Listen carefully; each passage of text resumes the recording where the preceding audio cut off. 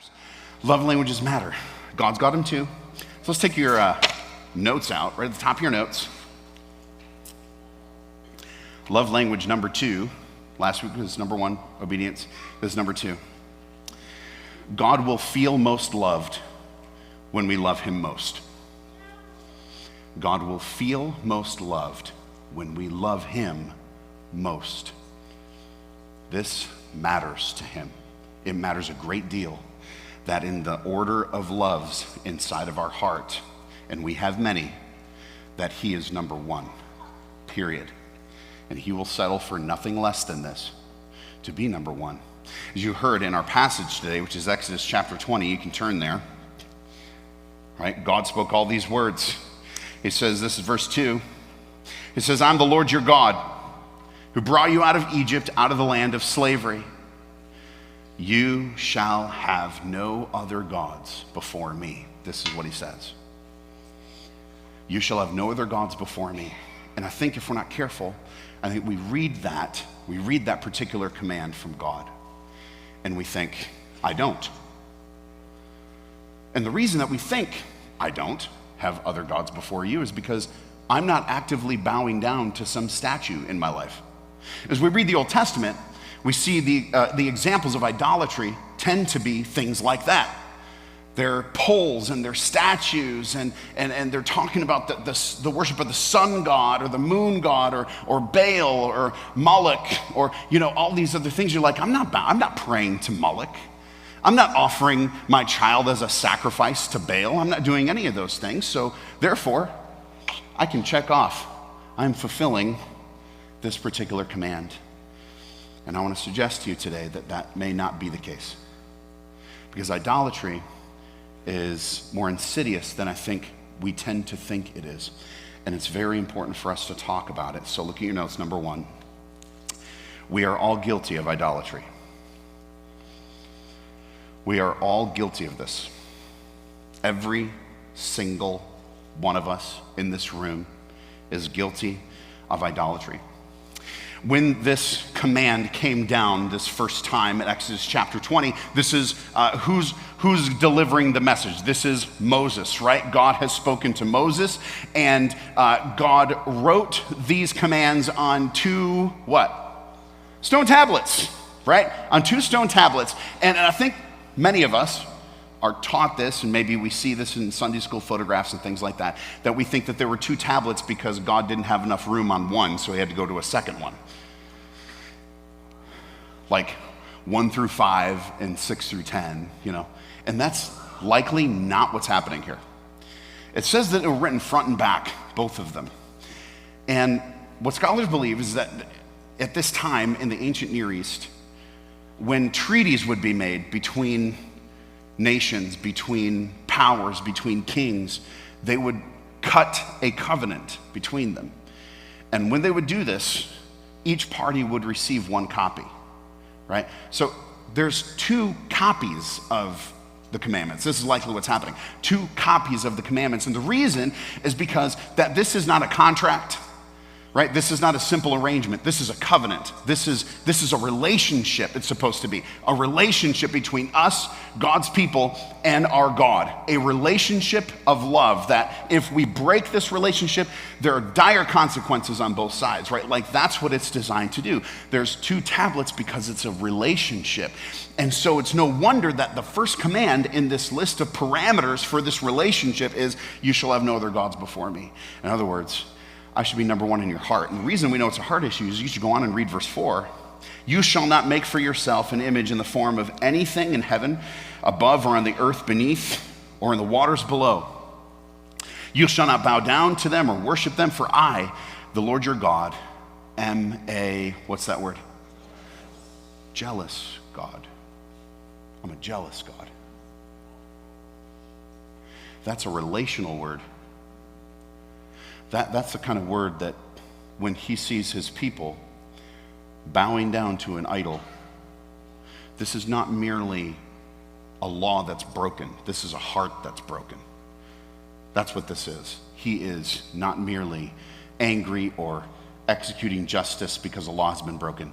He is hurt and is jealous for his people's heart back.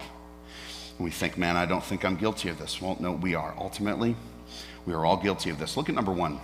Ultimately, all sin is a failure to love God most in our hearts. Ultimately, all sin is a failure to love God most in our hearts. A titan of theology and biblical scholarship recently passed away. His name is John MacArthur. Okay? Great pastor, great theologian, faithful man for such a long time. And he said this. He said, idolatry is the root of all sin. He says the root of all sin. He said it's the reason we ever do anything wrong is this. It's idolatry. And we think, man, well, it's just I do stuff wrong because I'm tempted. Well, we're going to understand this a little bit more today. That's my prayer. We're going to understand that this is truly the root of all sin. It's the root of all the sin in my heart and the root of all the sin in yours. And it's the reason why I do anything wrong ever. It's the reason why you do anything wrong ever is this. And this is one of the things that God wants to make right inside of our hearts. And that's why all the other commands on those 2 stone tablets flow out of this one. You shall have no other gods before me. Everything else is a reflection of that heart love. Here's the problem. Look at number 2. Our hearts are idol factories. My heart, your heart, it's a factory for idols. We make them. Tim Keller, another known theologian, you may have heard his name associated with controversy, even though he's passed away a couple of years ago. Just understand this, okay? With everything, even with somebody like John MacArthur, somebody else like that, it's a good idea to approach what I call fish and bones, okay? You're not going to agree with every single person that writes anything ever, all the time. It's never going to happen. But there's some things you can pull from them. This is one of those things. Tim Keller nailed it on this. It says, an idol is anything more important to you than God is. Anything that absorbs your heart and imagination more than God does. And anything that you seek to give you what only God can give you. So that's what an idol is. Now it's hitting a little closer to home now, right? It's going to get a little more uncomfortable before we're done, okay? But don't worry, there's hope, right? Good things in our life become idols. We turn them into, that's what the idol factory of the heart does. It turns any good thing into an idol. Any good thing, any person, any blessing, any gift, any resource, any of that can become an idol. And so it can happen very quickly like this. Our kids can become idols, believe it or not. So then in the tug of war between church and nap time, or between church and sports, church is losing. Our kids, maybe it's this, maybe it's our kids are undisciplined because we want them to be happy and comfortable, because we want them to like us, and that makes us feel like good parents. But discipline requires causing pain and making them feel uncomfortable for sustained periods of time for their redemption, repeatedly. And we become unwilling to do this. Well, it's because of an idol. Right? These things can happen. What about money? Money can be an idol. Money can be used in a good way. Money can be an idol. So therefore, if money is an idol in our hearts, then we're stingy instead of generous. Maybe our family has money, but they don't have time with dad because he's off making more and more money. Maybe money dominates our thought time. We spend all of our time tracking the stock market, up and down, and not really just for fun, but because honestly our hearts are tied to it a bit, right? This is what happens to us. Money, maybe money issues, if there's an unexpected bill, it instantly causes unbearable anxiety. It's not just a concern, not just something to deal with, instantly causes unbearable anxiety. This is a sign, right, that this may be the case for us. What about comfort? Comfort can be an idol. It's a good thing.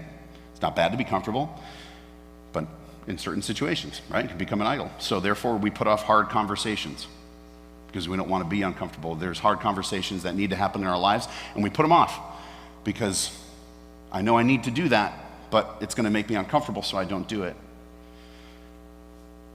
What about pleasure? Pleasure can be an idol. So therefore, we're overweight. We have taken on the pleasure of food, to an extensive amount in our lives with no control. Or maybe, what about this? Maybe we're hooked on porn because pleasure is an idol. Maybe we avoid doing anything in our lives that doesn't feel good. If it doesn't feel good to do that, I'm not going to do that. And our whole lives are shaped by the reality that we're unwilling to do anything that doesn't feel good because pleasure is an idol. What about this? The praise of man. The praise of man can be an idol, right? I want my dad's approval. I want my mom's approval. Maybe my mother-in-law's approval. Maybe my friend's approval. Maybe the approval of the people on social media, right? So then when we are asked what we really think about something, we lie because we don't want that person to think bad things about us because the praise of man is an idol in my life. Maybe we shy away from saying what needs to be said in certain conversations because it's unbearable to us when people are upset with us and we know that this thing's going to make them upset. Idolatry is not merely bowing to a statue.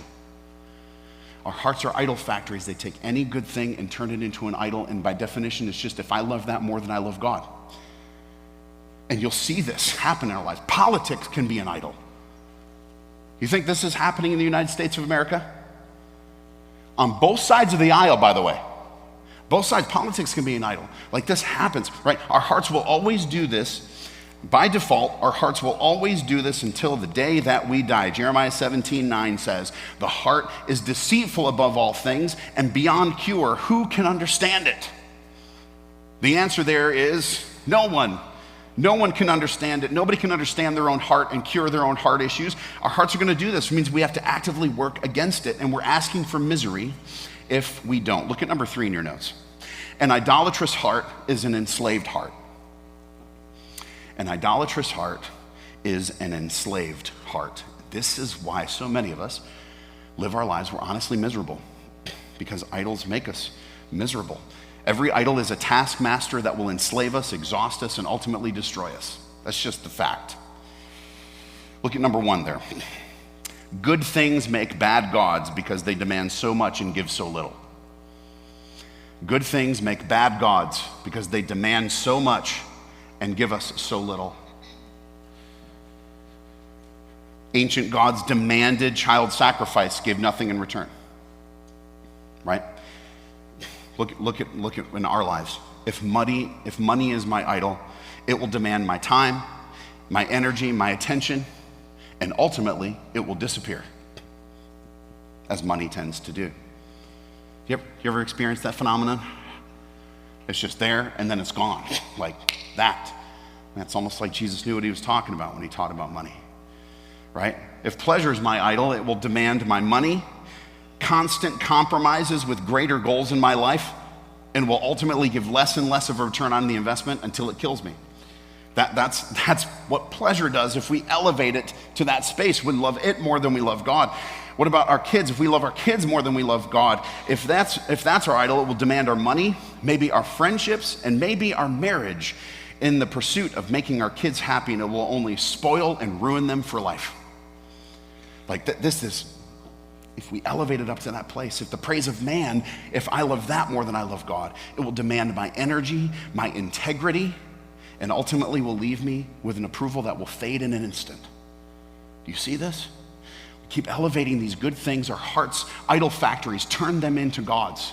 We love them more than we love God. We pursue them. We go after them. We shape our lives around them. We make moral decisions based on what's in the top spot in our hearts. So this is why. Number 2, idolatry makes us miserable. Makes us miserable. If we build our lives on our career, on our spouse, on our money, on our kids, or anything other than God, they will fail us. And when your top love in your heart fails you, there's no hope for you anymore. It is a place of despair. It makes us miserable. Look at number 3. Idolatry always leads us into further sin. Always. This is one of the ways that we know that this is happening. In just a moment, we're going to shift gears into how to detect this in our lives. But idolatry always leads us into further sin. Listen to this. What our heart wants most, our mind will find reasonable, our emotions will find valuable, and our will find doable. Okay? What what my heart wants most, my mind will find reasonable, my emotions will find valuable, and my will find doable. And this is why. I just got word earlier this week that a friend of mine blew up his life and his ministry with an affair. And my heart hurts for him and for his wife and for his family and for everybody involved. And I'm sitting here going, this is a guy that I've had like heart-to-heart conversations with. This is somebody that I've done life with, that we've done these things, and I've learned from him. Like, this is the kind of thing, like, how in the world does somebody end up in that kind of place? It's here, it's this, it's idolatry. Something that our heart wants, and our heart wants it most. If it's in that top spot, our minds will find it reasonable, our emotions will find it valuable, and our will find it doable. And we can justify anything at that point. And that's why this is so important. Such an important discussion to have. So, what do? How can we begin the work toward loving God most? And we know, man, do I really love God more than anything or anyone in my life? Answer this question honestly right now. I say, do I really love God more than anything? More than my wife, more than my husband, more than my kids. Jesus himself said it. If you don't hate your mother or brother or father or whoever, you are not worthy of following me. This is what he was talking about right here. He says, you cannot love anyone more than you love me. It will put you in danger of idolatry and falling and unrighteousness. He said, you've got to have me in the top spot. Do you truly? Or if you're honest, nope, there's stuff there that outranks God in my heart. If there is, welcome to the club. I'm in this club too. What do we do about it? Number 2, your notes. We must locate our idols. This is the first thing we got to do. We got to locate them. We got to hunt them. Locate them. Just assume you have them. Just assume. Right here in this room, assume that every single heart in this room has idolatry going on. Just assume you have it. Now just hunt for it, okay? This is the problem. We don't even hunt for them because we don't assume that we have them. But you do. We have them. You have them. I have them. So therefore, we have to locate them, right? So we started with Exodus chapter 20. Let's fast forward a little bit to Exodus 32, okay? Because it took the people of God, I don't know, maybe 20, 25 seconds to break this first commandment, okay? Here we are, Exodus 20. Here are the parameters of a relationship with me. Exodus 32, golden calf. What are we doing? What is happening right now? But that's what's happening. They built a golden calf, and they're like, yeah, this is an image of Yahweh. That's commandment number 2. You got a twofer. You're breaking 2 out of 1, man. Like 2 in 1 go. Good job. No wonder Moses cracked the tablets in half when he came down and saw what was going on. Of course he did, because the relationship was broken. But what Moses made them do is very interesting. I think we look at it. It starts in verse 19 in chapter 32. When Moses approached the camp and saw the calf. Okay, stop right there. Right there. That's the first thing. We have to see it. If we're going to dismantle the idol in our hearts or the idols in our hearts, we have to see it. We have to see it. And I fear that many of us are not looking with the right glasses. Because again, we're saying, man, I'm not guilty of idolatry. I'm not bound down to Baal or Moloch or anything like that. Jesus Christ is my Lord. Yes, but is he your love? Because if he's not your love, there's an idol in there. So we put on the right glasses, and here's what we do, okay? There's some things we can do to track the clues, right? Like we're detectives, right? We are looking for the evidence. We know there's guilt here. We know it. So we're hunting it out. So look at number 1 there. Here's the first way we track some clues to figure out what our idols are. Number 1, track what dominates our thoughts. This is the first thing. I've said this before. It's really healthy practice for us to think about what we're thinking about on a regular basis. Track what dominates our thoughts. And so look at this. Hey, bud. I need you to sit down, okay? Oh, thank you. Thanks, bud. Track what dominates our thoughts. Everybody wants to look behind the curtain, you know what I'm saying? They want to look at the set list and everything? I will show you after, all right? Track what dominates your thoughts. Think about this. Think about what you think about. And honestly, I don't think it's going to take us that long in here. What do you think about the most? What do you spend most of your time thinking about in your mind? Is it God? Is it the things of God? Is it the person of Jesus Christ? Or is it politics? Or is it my kids? Or is it the things I'm afraid of? My worries and fears? Is it just the next project that I'm working on? Like, what is it? I'm not saying that's automatically what it is. I'm just saying that's a clue. It's a clue that what's dominating my thinking, because idols tend to do this. Idols tend to dominate our thoughts. So think this through. What am I thinking about? Are my daily thoughts littered with these things? Am I worrying about money? Am I concerned about money? Am I concerned about my health? Do I spend my whole day tracking my pulse? There was a stretch in my life where this is exactly what I did. I'm serious. No less than 100 times a day. Know why? Because I had an idol in there. That's why. This is what it does. So, track our thoughts. Number 2, track what dominates our bank statements. There's another clue. Track what dominates our bank statements. Where's the money going?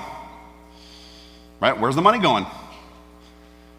You tell me what you value, I will show you what you value by what you spend your money on. Take one look at your bank statements, I can tell you what's important to you. What's most important to you based on your bank statements? Think about it right now.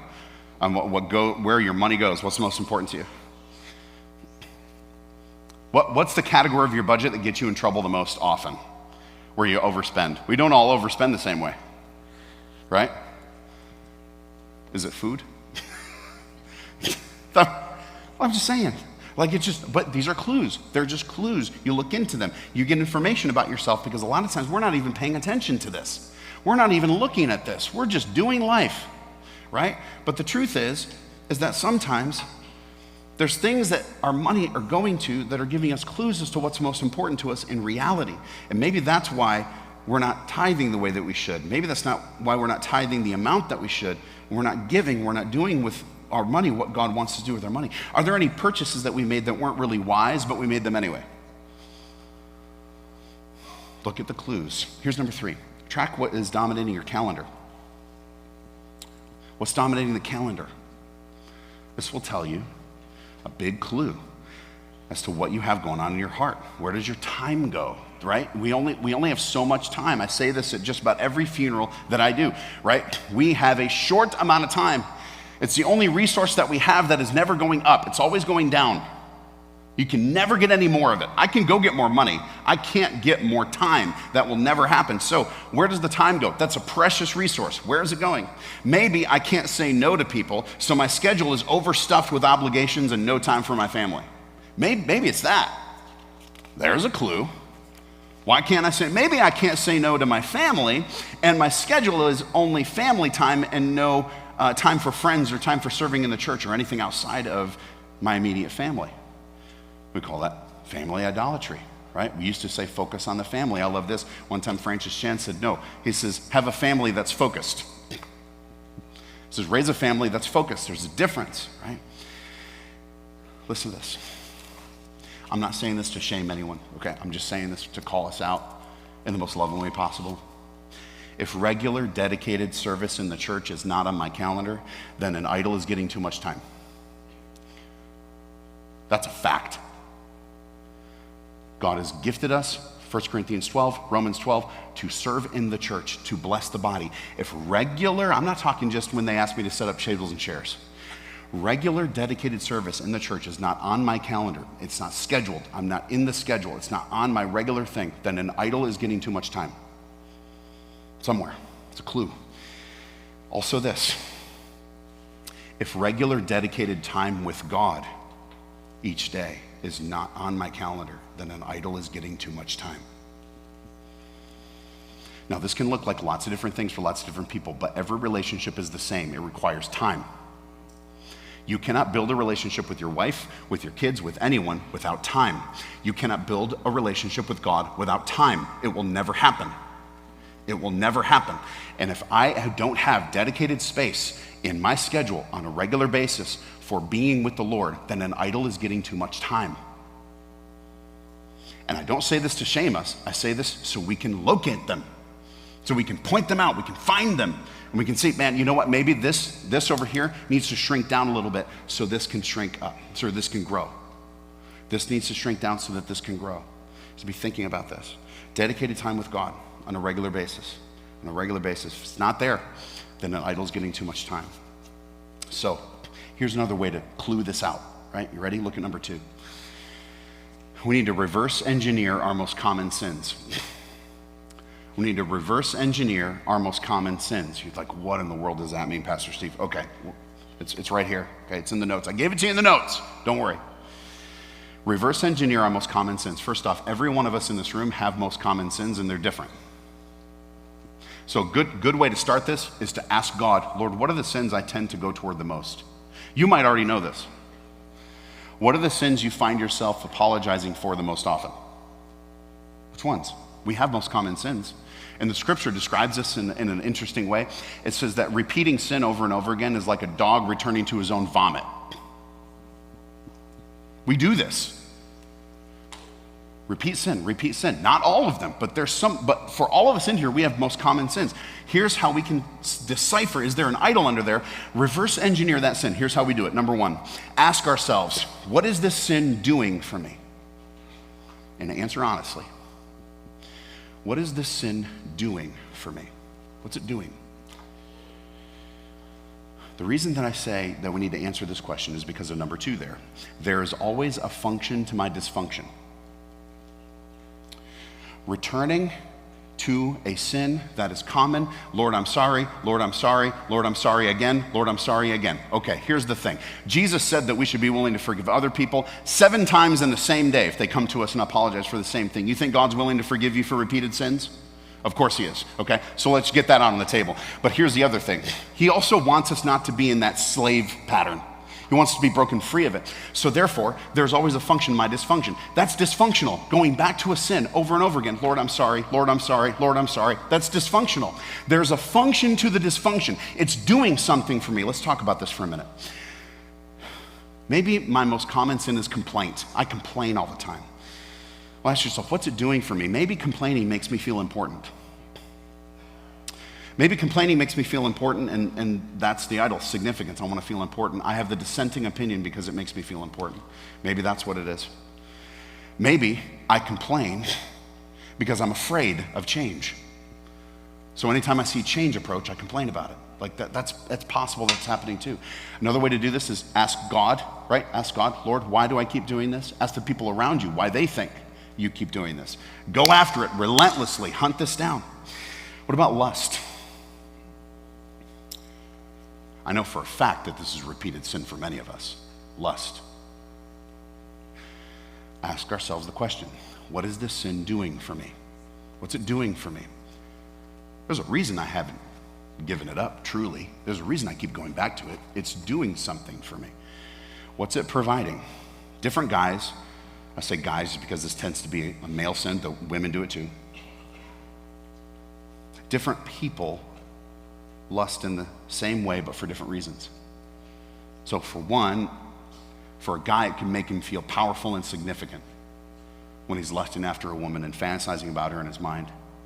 For another, he's desperate for connection in his life, desperate for romantic intimacy in his life, and he's going after it in this way because he can't find it in his marriage, or he's given up finding it in his marriage, or he's not married, and he's desperately going after that, and that's the idol. Romantic love, intimate connection. Right, what about this? I keep going back to angry bursts at my kids. I have angry outbursts at my kids and I can't stop. And I know it's wrong and I keep breaking their spirit and I keep doing it over and over and over again. Okay, so what's it doing for me? What's it doing for me? Maybe this sin gives me the illusion that I can control how my kids turn out. Maybe it's that. Maybe I can do that, and at which point maybe I keep doing it because I am so deathly afraid that their behavior is going to reflect badly on me, and everyone else that sees them is going to think I'm a bad mom or a bad dad. That's about approval. I could be yelling at my kids because I want approval from the parents around me or the people in my church. Why am I doing this? What is it doing for me? Worry. I keep going back to worry. What's worry doing for me? Maybe worry is making me feel like I have some kind of control in a situation that's completely out of my control. And so therefore, underneath my worry could be an idol of control. I'm worried about this because I'm actually a control freak about my life, and I think I know how best it should go. And I'm worried that it's not going to go the way that I think it should go. What about bad language? I keep going back to swearing. I keep swearing over and over again. Vulgar language coming out of my mouth. What's it doing for me? Maybe it makes me feel powerful. Maybe that's why I continue to return to it, right? It makes me feel powerful, in which case, well, I need to say, okay, that I have a thing. Lord, I have a thing. I love power more than I love you. And I know that that's the case because it leads me into sin. This love for this thing leads me into sin. I love pleasure more than I love you. I love control more than I love you. I love these things, right? We can identify them. Then once we do, what do we do with that, right? Right? Here's another way to clue this out. Look at number 3. We must ask ourselves, what am I most afraid of? And answer honestly. What am I most afraid of? And answer honestly. Listen, idols tend to hide underneath our greatest fears. Okay? It's just true. If my kids are idols in my life, then I might be constantly racked with anxiety about what might happen to them. And I can never stop thinking about it. Maybe if money is an idol, my emotions ride up and down with the stock market. If health is my idol, I may be a hypochondriac or a germaphobe, constantly terrified of getting sick. If people's approval is my idol, I'll be terrified to make mistakes and let anyone down. These are fears. They give us clues. Losing any good thing can be discouraging, deeply painful, or even profoundly sorrowful, but it should never put us into despair. We should never feel hopeless. But when we have elevated a good thing and made it an idol and we lose that thing or that thing is threatened, we feel hopeless, right? And so that's why underneath our fears, we can look to see if we have idols happening. We've elevated some good thing and love it more than we love God. Here's the third thing we got to do. Number 3, we must own our idols. We must own them.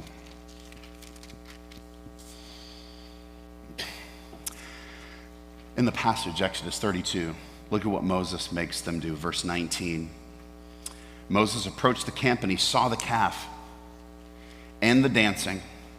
His anger burned and he threw the tablets out of his hands, breaking them to pieces at the foot of the mountain. And then this.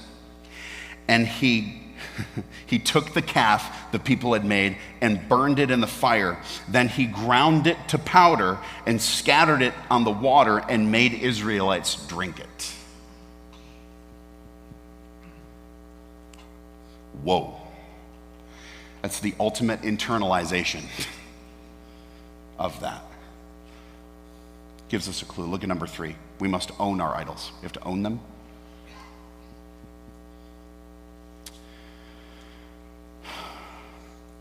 I've got a little tricky blank here, okay?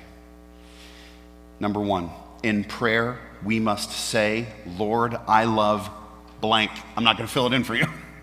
That's the tricky one.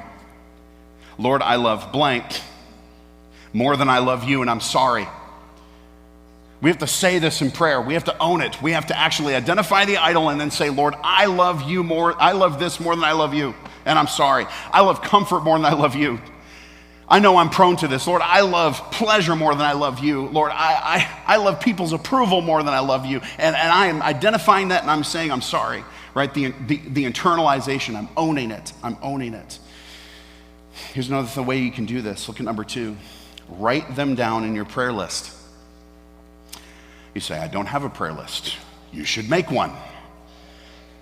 Write down the things you're going to pray about in every prayer, but write down your idols. Write them down. I have them. I have mine right down here. They're in little boxes. Want to know what my number 1 is? I'll tell you. Praise of man. That's my number one. That's the number one idol that gets me in trouble. No wonder that my number one love language are words of affirmation, right? Because I love it. I love it, and sometimes I love it more than I love God. I want somebody to be happy with me. So shy away from saying what needs to be said, doing what needs to be done. So what do? In the morning, I write it down. I say, Lord, I love this more than I love you, and I'm sorry. Then I do this. Look at number 4. We must ask God to replace our idols by name with greater love for him. Must ask the Lord to replace our idols by name with greater love for him. And here's how we do this. Is I do this every day. Number 1, in prayer, we must say, Lord, help me love you more than I love whatever it is. Help me love you more than I love this. I can't change my own heart. God can change my heart. He can change yours. Here's number 2. Do this every single day until God changes the order of loves in our hearts. Go after it. Every day, Lord, this is what I love more than I love you. Help me love you more than I love it. We do this, fills God's heart with love because we are God's people and we shall have no other gods before him. Let's pray. Lord, thank you so much for the time that we've had today and the word and the truth that we've had. I pray that you will help us do this, help us to identify idols so we can lift you up over them in our hearts. In Jesus' name, amen.